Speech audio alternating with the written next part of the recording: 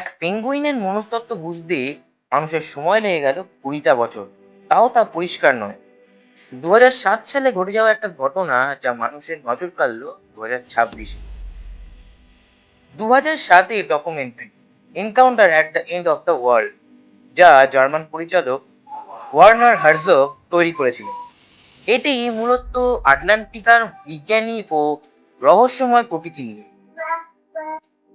সেই ডকুমেন্টারিতেই দেখা যায় একদল অ্যাডেলি পেঙ্গুইন খাবারের খোঁজে কলম্বো থেকে সমুদ্রের দিকে যাচ্ছিল। কিন্তু একটি পেঙ্গুইন হঠাৎই দাঁড়িয়ে পড়ে।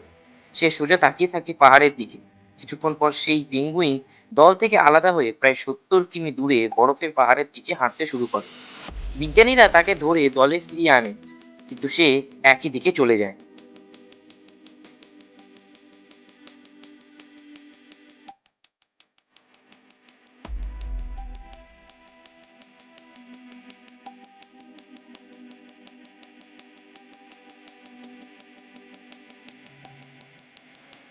এর কারণ মানুষ আজও খুঁজে পায়নি।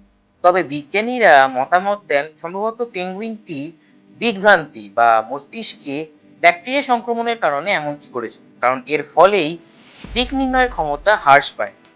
আবার অনেকে এও বলে যে তার প্রিয় সঙ্গীটির মৃত্যুতে সে ডেথ মার্চের মতো আত্মহত্যার পথ বেছে নেয়।